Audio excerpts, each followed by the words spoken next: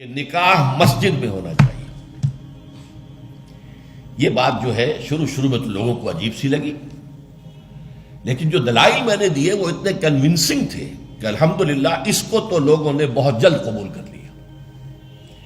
ہمارے لیے سب سے بڑی دلیل کیا ہے کہ حضور کا قولی حکم ہے، اعلنوا ھذا النکاح واجعلوہ فی المساجد، نکاح کا اعلان عام کیا کرو اور مسجدوں میں منعقد کیا کرو۔ یہ جامع ترمذی شریف کی روایت ہے، اگرچہ ٹھیک ہے علماء کا کہنا یہ ہے کہ یہاں جو وجعلوہ جو فعل امر ہے یہ وجوب کے لیے نہیں ہے، استحباب کے لیے ہے، لازم نہیں ہے۔ امر دونوں طرح کا ہوتا ہے، مستحب ہے، بہتر ہے۔ تو سوال یہ کہ بہتر کو کیوں چھوڑیں؟ جس کو محمد رسول اللہ نے بہتر قرار دیا ہو اسے کیوں چھوڑیں؟ کس دلیل سے چھوڑیں؟ ہمیں لازماً اختیار کرنا چاہیے۔ پھر میں نے عرض کیا حضور کی بیٹیوں کے نکاح مسجد میں ہوئے تو ہمارے ہاں کون ہے وہ چودھری اور وہ سرمایہ دار تو جو سمجھے کہ میری بیٹی کی تو توہین ہو جائے گی اس کا نکاح مسجد میں ہو؟ اس طرح باتیں سمجھانے کے لیے ہوتی۔ حضور کی محبت ہر مسلمان کے دل میں ہے، لیکن کسی نے ادھر توجہ دلائی ہی نہیں تو لوگ کیا کریں؟ اس میں علماء کی فیلیور ہے سب سے بڑی، اور اس کی وجہ کیا ہے؟ وجہ یہ ہے کہ ہمارے مولوی عام طور پر کمی کاری ہوتے ہیں، ملازم ہوتے ہیں۔ دیہات میں تو ان کی حیثیت کمی کاروں سے زیادہ ہوتی ہی نہیں، وہ چودھریوں سے کیسے کہیں؟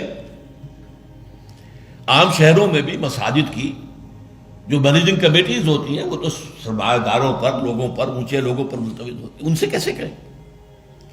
لہٰذا یہ حدیث جو ہے بیان نہیں کی گئی، حدیث موجود ہے ترمذی شریف کی، اعلنوا ھذا النکاح واجعلوہ فی المساجد۔ میں نے اس حدیث کا حوالہ دیا تو لوگوں کی آنکھیں کھل گئی۔ جب کہا دیکھو اگر فاطمہ الزہرا رضی اللہ تعالی عنہا کا نکاح مسجد میں ہو سکتا ہے تو کس کی بیٹی زیادہ عزت والی ہے حضرت فاطمہ الزہرا رضی اللہ تعالی۔ تیسری بات میں نے اور دی دلیل، اور اس میں غیرت کو ابھارا کہ دیکھو عیسائیوں نے اب تک اپنے چرچ اور اپنے پادری کی یہ عزت برقرار رکھی ہے۔ ان کی شادی چرچ میں ہوگی، کہیں نہیں ہوگی۔ پرنسس ہو، پرنس ہو، وہیں جائے گا۔ اور اس میں مجھے ایک واقعہ یاد آتا ہے، جب شادی ہونے والی تھی پرنس اینڈریو کی، اس کی بیوی کا سارا فرگوسن جو نام تھا، اور وہ ذرا نٹکھٹ قسم کی لڑکی، کیا عورت تھی پوری، تو اس نے یہ کہا تھا، اس کا بیان آیا تھا، I will not say, I am not a timid type of woman. I won't say I will obey him. اس سے مجھے معلوم ہوا کہ ان کے نکاح کے اندر یہ قول بھی ہوتا ہے کہ پادری کے سامنے چرچ میں کھڑے ہو کر، چونکہ ان کے ہاں پردہ نہیں ہے، لڑکا اور لڑکی دونوں آمنے سامنے کھڑے ہو کر ایجاب و قبول کرتے ہیں، اور لڑکی یہ بھی کہتی ہے کہ میں اس کی تابع داری کروں گی۔ اس نے کہا میں نہیں کہوں گی، یہ کہنا تو پڑا، اس کے بغیر وہ پرنس اینڈریو کی دلہن نہیں بن سکتی تھی۔ شادی جو ہے وہ تو بہرحال چرچ میں ہوئی۔ ہمارا مولوی بیچارہ بغل میں دبا کر وہ رجسٹر اور بیٹھا سوکھ رہا ہوتا ہے، بھرات تو ابھی آئی نہیں ہے، 2 گھنٹے گزر گئے، بیٹھا ہوا۔ یہ اس کی حیثیت ہے ملازم کی۔ یہ وجہ ہے اب جب اس سے بھی غیرت جاگی لوگوں کی، ہاں واقعی بات صحیح ہے، عیسائیوں کے ہاں اگر ابھی تک چرچ کا یہ مقام ہے اور پادری کی عزت ہے۔ چوتھی دلیل میں نے اور دی، دیکھو نکاح سے کیا ہوتا ہے کہ ہمارے اس معاشرے میں ایک نئے خاندان کی بنیاد پڑتی ہے، اس کے لیے دعا کرنا، خیر، برکت، بھلائی، سعادت، یہ اس نکاح کا جز ہوتا ہے۔ لکھتے بھی ہیں کہ دعا میں شریک ہو۔ اب ظاہر بات ہے کہ دعا کا ماحول آپ نے باہر جو ہے بڑے قالین بچھا لیے قیمتی، اور ان پر قیمتی صوفے رکھ لیے، اور بڑے سنہری قسم کے شامیانے لگا لیے، لیکن وہاں پر ماحول کیا ہوتا ہے؟ سگریٹیں پی رہے ہیں، دھواں سگریٹوں کا، قہقہے لگ رہے ہیں، غیبتیں ہو رہی ہیں، اور یہ کہ کوئی بھانڈ آ گئے ہیں، فحش گوئی کر رہے ہیں۔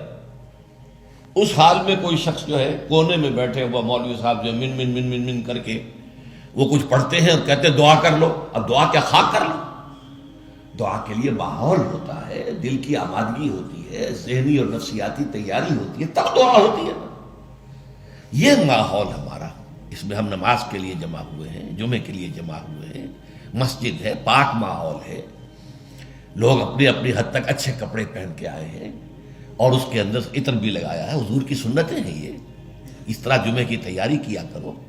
اس ماحول کے اندر کوئی دھواں نہیں ہے سگریٹ کا، کوئی قہقہ نہیں ہے، کوئی غیبتیں نہیں ہو رہی ہیں، کوئی بکواس نہیں ہو رہی ہے، یہاں دعا کا ماحول ہے۔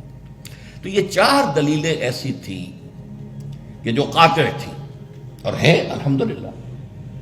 تو پہلی بات کہ مسجد کے اندر نکاح کی محفل منعقد کی جائے، اس کے لیے میں سمجھتا ہوں کہ ذرا سی تعلیم اور تلقین اگر ہو جائے، اور اگر حکومت کی سطح پر یہ کام ہو، ابھی تک تو یہ میں انفرادی طور پر ہو چکے ہیں، اب اس کو 30 برس میں نے جدوجہد کی ہے، ہماری تحریک کے تحت ہوئی ہے، اگر کہیں یہ سرکاری سطح پر، حکومت کی سطح پر ہو جائے تو یقیناً یہ ہے، میں کہتا رہا ہوں کہ بھئی برادریوں کے سطح پر فیصلہ کرو چلو، لیکن سرکاری سطح پر ہو جائے تو کیا کہیں۔